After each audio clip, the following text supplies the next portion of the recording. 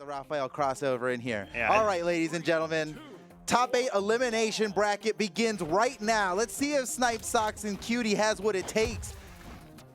Yeah, so Tip opening up on the Raphael, Pier on the Rayman, and now we've got Cutie also on Rayman, SnipedSox on the Sidra. We haven't seen too much Canon 2s in general, so this is kind of interesting. And we're going on Miami Dome for game number 1, where Tip already opening up with those down 6. I think a lot of players find the Canon difficult to play with in 2v2, not so much as the user, but as the teammate. It's kind of tough. They have so much built-in movement. It's kind of like the Rocket Lance. They just have so much built-in movement. Only unlike the Rocket Lance, you're blasting like everything in front of you in a giant AoE. It works. We know it works. It's just that you need a partner who specializes in teaming with a cannon. That's right. And wouldn't be surprised if Cutie is that person. Ooh.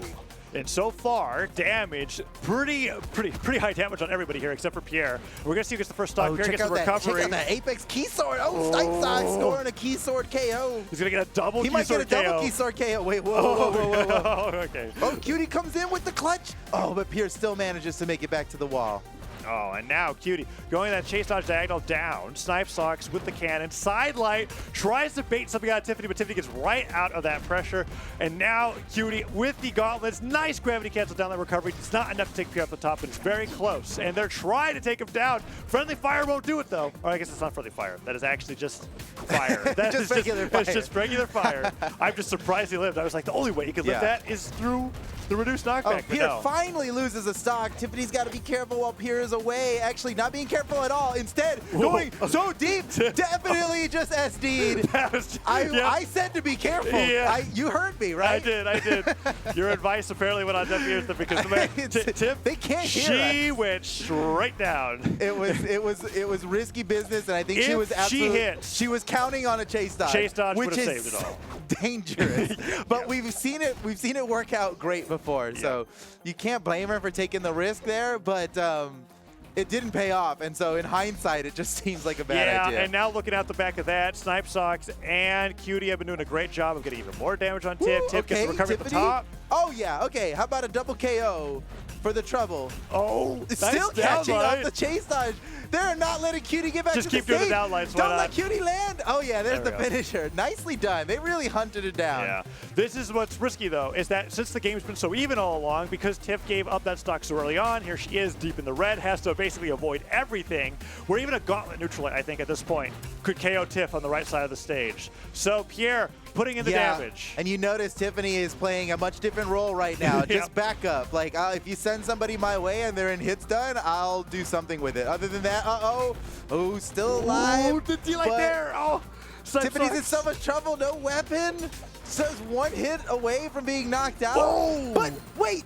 Okay. Pier scoring a KO onto Sniped, and now Tiffany, even though Tiffany is like, they're gonna win this. Wait, okay. Pier still has another stock though. Tiffany, gotta be careful. One hit away from being knocked out. The Katars are a great. It's a great time for Katars on this. It is because you just got really quick moves that you know you can just get your hit and get out. Yeah, and just like so, we saw that Tiffany quick nair. Did not even get knocked out. Just played absolutely correctly after losing that stock unnecessarily in the one before. She made up for it completely by being very cautious, and she was present enough to help, but not overly present to get hit by stray attacks. Yeah, right. And we saw even at the very end there, you were talking about Katars are perfect in that situation. That knockout was off of the back of her getting a fleeting neutral air, just on the backhand of the hitbox. Hit Cutie over to the area where Pier was able to get that knockout. So really well played. And you're right. It was a great adjustment of play style after a really huge risk was taken, and that huge risk didn't even cost them the game. Meanwhile, SnipedSox and Cutie are on the back foot here, going back on the Miami Dome game 2. Let's see how they're able to do against Pier, because Tiffany playing incredibly risky, very glass can style of play. Pier was almost unstoppable. When he went down, there was a moment there where I was like, uh-oh, it's the 1v1, and Tips in red, and then he comes in on another stock, and I'm like, oh, wow. They were fine, actually. He's just been doing great. That was clutch. I mean, Pier played that so well. And even with Tiffany's mistake there, they both just clutched it out. And that's got to be demotivating for SnipedSox and Cutie. Like, they got a free stock on that one and still couldn't seal the deal. And now Pier has been hitting. These guys have competed in in community tournaments before, so the matchup's not all that unfamiliar, and SnipedSox and cxti have certainly done well in those matchups before. So it's not like this is even an unwinnable thing. Whoa, okay, sick follow-up from Tiffany. Oh, not as sick of a follow-up there with the side air, but looking for the side air finish. Tiffany avoids the killing blow. Oh, great combo. SnipedSox off of cxti's neutral air. Oh, okay. Don't even need the alley-oop on that one, actually. It's fine. Yeah. SnipedSox doing a lot better with the placement of his cannon neutral airs. In the game before, there were so many almost team combos that he tried to finish the nair, and that time it works out, and in position for the alley-oops this time around to give him the lead. cxti playing the stock tank on Rayman this time around, and the nair's coming through as SnipedSox is trying to get more damage on the Tiff. And Tiff is just blasting. And that's only to equalize cxti's stocks. cxti now just has the same amount of stocks as everybody, but is far healthier. SnipedSox maybe needs to watch out, you know, getting into red. Yeah, neutral sig hits. Oh, SnipedSox going into orange. No, okay, cxti with the save on the sideline there. Then Pier with the counter save. Oh, Tiffany might be in trouble here. cxti's looking to finish her off, and SnipedSox comes in from out of nowhere, from the top rope. Oh, nice Tiffany! Ooh, that was such a preventative neutral sig. You had no idea. There was no way she could have had any idea. 3 now. 3 neutral sigs off the top.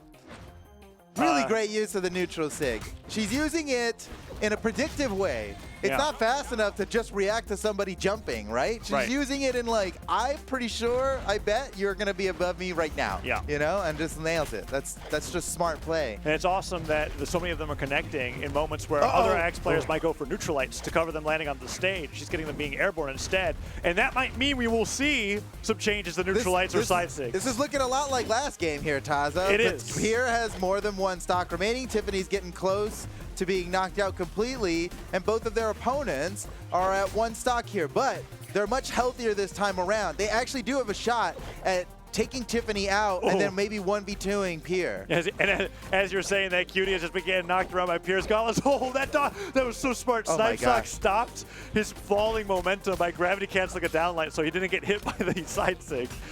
Tiffany just goes ultra instinct. At some point she decides like, I can't get hit anymore or we're gonna lose. So here comes perfect play.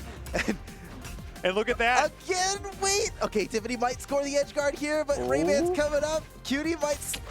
Oh, I can't believe it. Okay, that ends up getting her knocked out, but Pier's got, as far as 1v2s go, this isn't a bad place, right? There's 1, here comes 2, third glove. No. He ended up spacing a little bit too far to the left. Yeah, he didn't even get hurt. He didn't even get hurt in that 1v2. That was, I mean, that was it's the rare occasion where a 2v1, you have the 2 are actually more scared of the 1. Yeah. Because they were both 1 hit from being knocked out. GG. So it showed that even without the craziness off stage, it seems as though Tiffany's stocks burn out really quickly, and then at the very last second, it's like the toothpaste. The flame, it's like the toothpaste. I was thinking more of like a candle in this case, but I mean, I guess. Well, you know how you make the last little bit of the toothpaste last about as long as the entire tube did to begin with. Yeah, and Tiffany is really living up to that metaphor there, because you were talking about how like the way that she's playing is a little unreal. In the sense that it's very easy, look at the team for us signature to usage. If that's not an indicator of something. I mean, look at that. That's 19 signatures, and I bet 16 of them were Tiffany. Accuracy is 11% higher, and it is one number away from being 4 times as many as their opponents. Right? Like that's interesting. You're right. That is just like they're using a lot more signatures, and they're still being more accurate. Yeah. I mean, we saw 3 of those knockouts were Tiffany neutral sigs on Axe. So really well played from them. And there's not going to be a legend adjustment coming out from the red team as we go into game number 3. Miami Dome, however, has been taken off the table. So both times we went to Miami Dome, and they're like, all right, we want to stay with this team composition. We really don't like how great you guys are playing on that stage. Let's try something else. And Smart, definitely ban Miami Dome. I think that's a good idea. But I don't know what they're going to do differently here. Both times they got close to knocking Tiffany out, but couldn't. It seemed like with how evasive Tiffany became after being in red on last stock, super understandably so. That was clearly the path to victory. I don't know if they should pursue harder, because I think they took the option of, okay, she's running away, focus on the other guy, get the knockout. But the thing is, Tiffany is like, I see you not looking at me, now's where I get my damage in. Well, and that's the scary part about it too, is that the moment they stop looking at where she is on the map, that's when she gets a recovery in, or an air, or something or neutral sig, and just throws it off, and they're kind of like, we should have kept eyes on it. Yeah, so maybe the play is knockout. Whoa! Okay. Double KO. Okay. The play is Tiffany is just gonna go crazy. Pier is fresh. He hasn't taken any damage at all. Yeah. Oh my gosh. This is. Oh, this might be a clean sweep, Taza. This is looking like a 3-0 coming out here. It is one of the most one-sided matches to cast so far. But the last time I was in a position like this, it did end up going to a game 4. I remember. What was I watching? I was watching. That's right, Santi and Experience versus Taffy and Radish. The first 2 games looked pretty brutal. But game 3, something happened. So let's see what it plays out here. Tiffany's playing like she's on last stock red. And that's not even on last stock. Not even on that's last like stock. Cheating. That's imagine if you played like that last stock all the time. Well, then you'd probably be unbeatable. That nair comes through, and SnipedSox, I mean, having some difficulty. There's some damage on the Tiff, but at the same time, we are talking so much about how Tiff is playing. Pier still has Cutie 3 is stocks. on 1, and Pier's on 3. Yeah, it's so bad crazy. news for Sniped and Cutie. This is looking challenging, to say the least. Can they bring it back here? I am not so sure. It would be so exciting if they could manage, but it seems impossible at this point. They've just got such a huge lead. Still looking for the first KO on Pier. There goes SnipedSox down to his final stock. It's 5 stocks to 2, but that could all change in the blink of an eye. They could score 2 KOs immediately. Oh man, yeah, Cutie taking so much damage. Silent air neutral sig. Oh no, is Cutie gonna go down before Pier goes down? That's so much damage. Pier and Tiffany just have such good synergy, and oh my gosh, can't believe it. Tiffany's still alive. Cutie's out of the game. Is this a 5-stock? SnipedSox is about to feel it here. Oh no. SnipedSox makes him a weapon. Tiff's still living. Tiff's still alive. Is Pier taking Pier's gonna have all 3 stocks at the end of this. Has he taken less than 100 damage this game? Like, he's not even that deep red. Pier is so set on not losing a stock here, even though he can lose 2 stocks and still be fine. He's probably like 120 damage now. I can't believe this. Okay, Pier. He's got to keep all 3. It doesn't count if he doesn't have all 3 stocks at the end. Oh! They knocked him away and checked the telescope because he was so far. No! Oh my gosh. Oof. Well, come on, Snipe. He's got to fight. No! Oh my gosh. Wrong direction. Wrong direction there. He actually went down. GG, that's a 3-0 and a handshake. Wow. Well fought. Pier and Tiffany, just unbelievable performance. I got to imagine SnipedSox and Cutie aren't too upset about losing. I think they were already felt accomplished with how far they got through this, and they definitely leveled up in this tournament. When you go from a tweet that says didn't go 0-2 to top 8 at the SteelSeries Invitational, pretty good. You got to be feeling pretty good.